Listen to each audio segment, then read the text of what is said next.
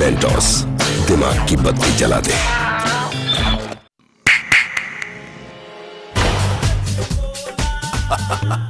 Hajmola audio candy, sound तो आएगा ही। आया मौसम ठंडे ठंडे डरमी कूल का, ठंडे ठंडे डरमी कूल का।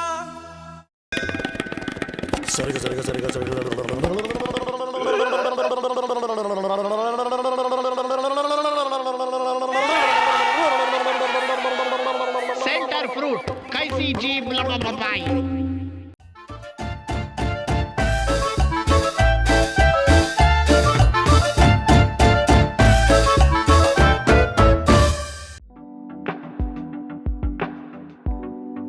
Hi, hello, and welcome folks to the best sponsor in the world presents the greatest podcast ever made.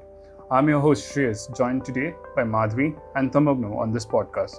Vicky is in charge of editing or simply making us sound good. We're going to talk about a lot of ads, the good, the bad, and the ugly, especially focusing on how exaggeration is used in ads. Oh, we also have a guest speaker, the amazing Seema Khanwalkar ma'am joining us to talk about puffery, Rajinikanth, Maggi, Fair and Lovely, and much more.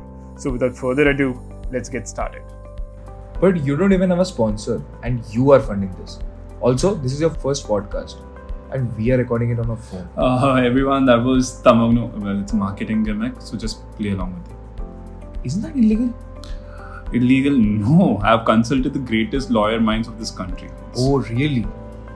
I mean, she's in law school, so she knows more law than anyone in this room. So basically you're lying through it. No, absolutely not.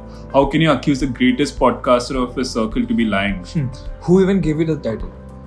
Me just now. I think I'm going to use it henceforth though. But how? Man, this is called puffery and people and brands do it all the time. So, if I have to explain puffery to you, let's see. Puffery is a mystery that is wrapped in a riddle that is wrapped in a Twinkie. That was me misquoting another podcaster on this topic, misquoting Seinfeld, misquoting Winston Churchill. For the great minds out there, it is basically like an exaggerated bold statement or claim.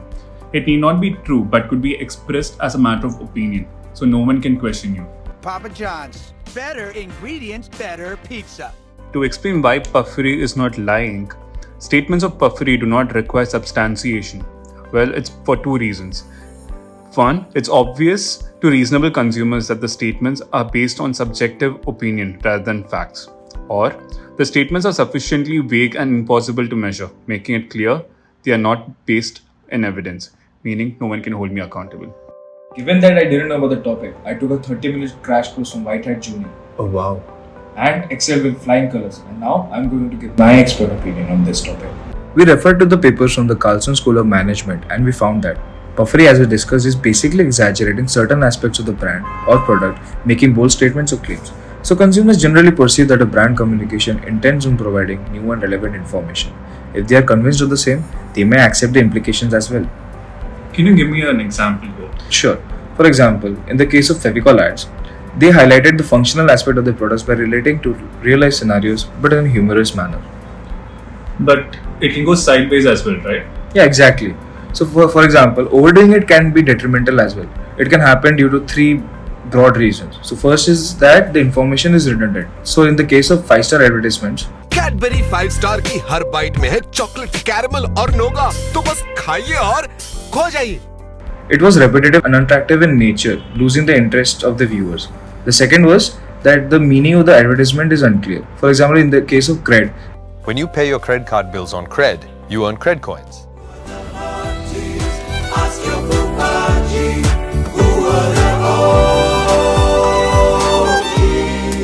there was no link whatsoever with the product as much as it was there with the brand, because of which the consumers were not able to relate to what exactly the product was. And third, that it can hurt the sentiments of the consumers as well.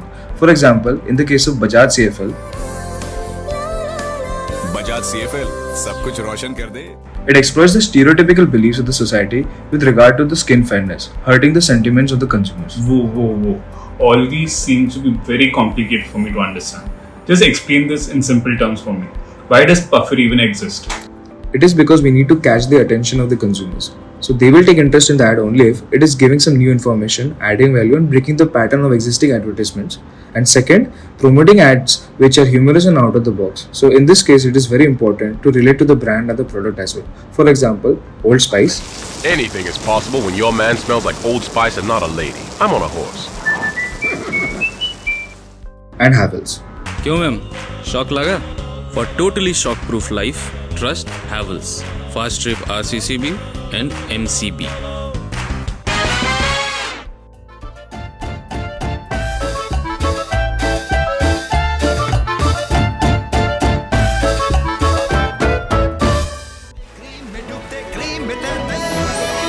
सनफीस dream cream के जादू में तुम हो जाओ गुम।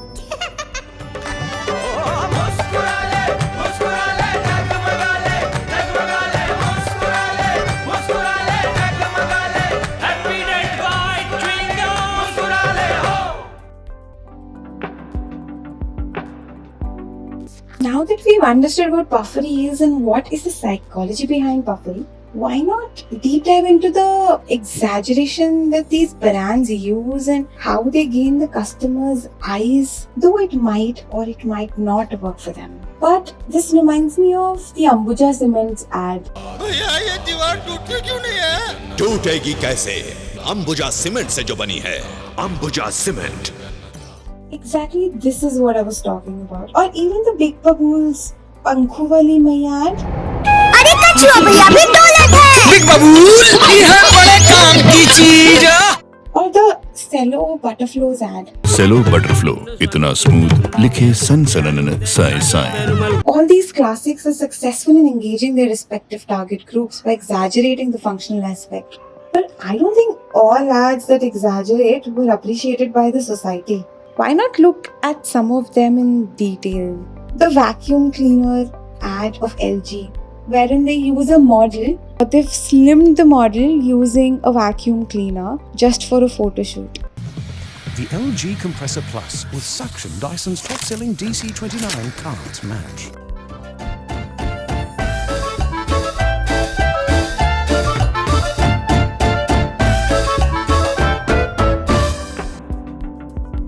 Welcome again, folks. Hope you guys are having as much fun listening to the podcast as we are having making it for you. Now we are joined by a guest speaker. She is a professor at the CEPT University Ahmedabad, a visiting faculty at IIM Ahmedabad.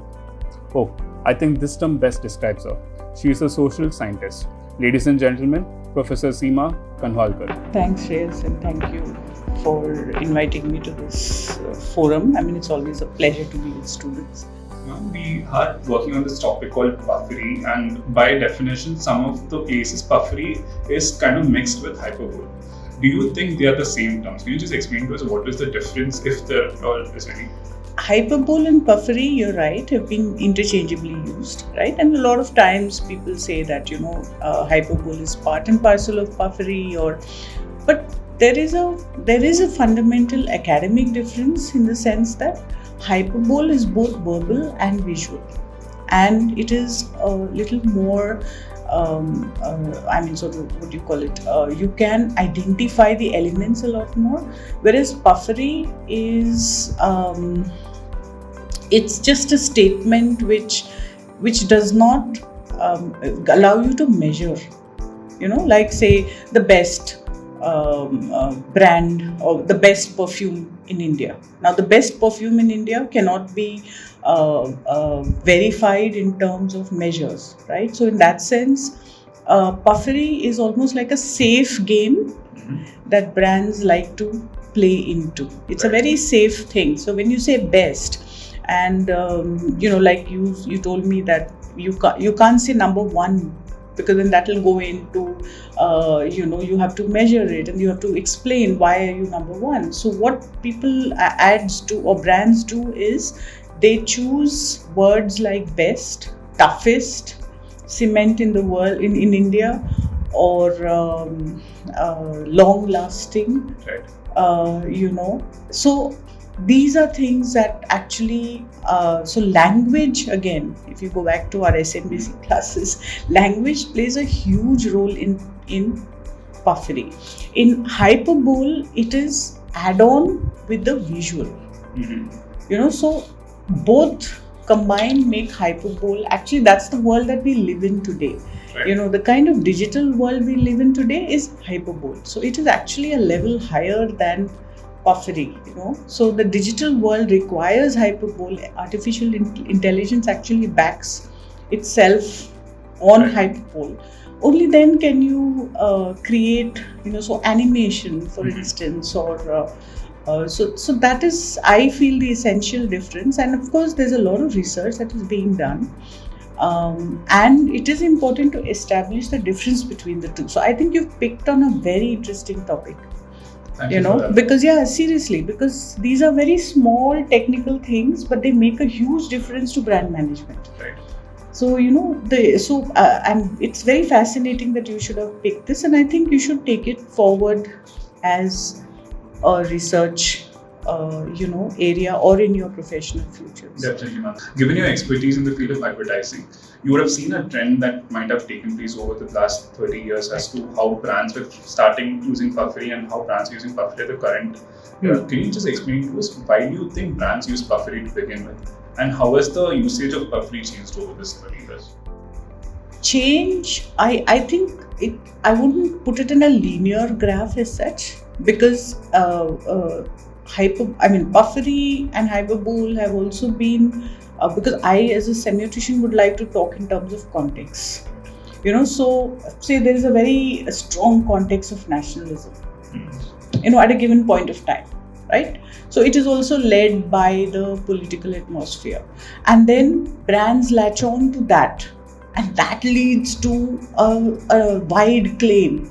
You know, so the say for instance a car which outperforms, right, you know, or something that outperforms and supports the Indian Army, you know. So it all depends on the kind of context in which the brand is currently situated.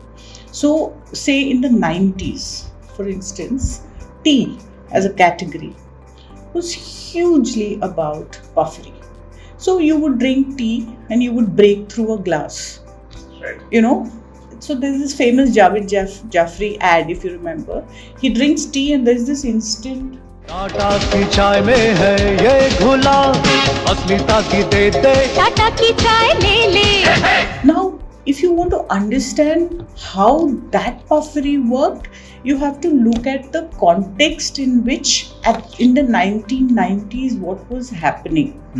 You see, that was a time when it was a post-liberalization phase, right? So there was a huge positivity about the economy, about brands, about generally about, you know, the world coming closer. Now, when you show an image of a puffery in such a context, or hyperbole in such a context, you are mentally prepared to relate to it. You know, so I think it is not just puffery in isolation, but puffery in a larger socio-cultural context in which you will have to situate that ad. You see, so that was the 90s. Then, say earlier, let's talk of 50s or 60s tea ads. Very, very calm. You know, it was all about print ads. It was all about just one person sitting on his haunches and having tea. Again, that was a context where India was just about, you know, coming post-independence India. So I think in that sense, if you want to do research and if you want to compare, like we discussed in class, it is very important to see the context. One thing that strikes me is the type of movies we Indians watch. Our Indian movies have this element of masala in it. Like we have the Hollywood movies or the So South Indian Rajinikanth is all about hyperbole. Exactly.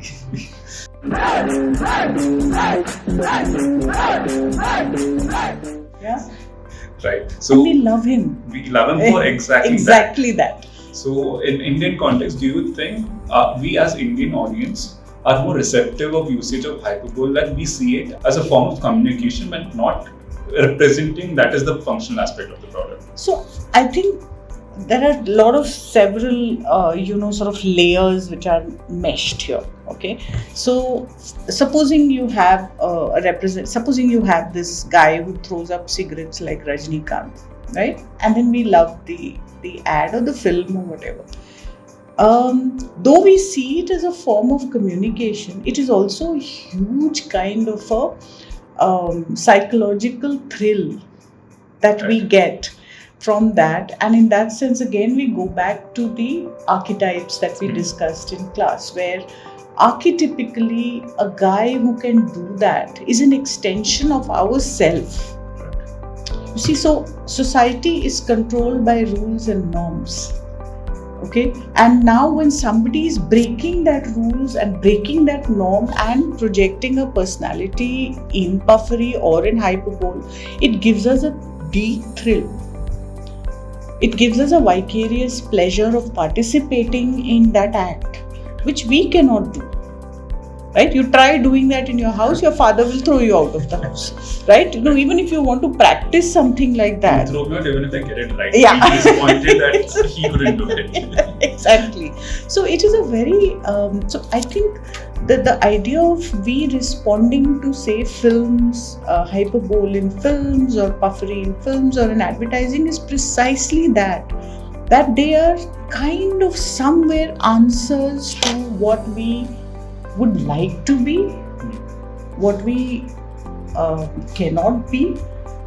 I mean, let's take Saas Bahu serials, which we discussed in class, right? So why do people watch Saas Bahu serials? I mean, everybody knows that in real life, you cannot dress up every single day in that exaggerated manner, and you cannot be part of a plot every single day of your life. You're just, every single day of your life is governed more by the value of tomatoes and potatoes rather than plotting against your mother-in-law, your father-in-law, your devar or bhabhi or whatever, right?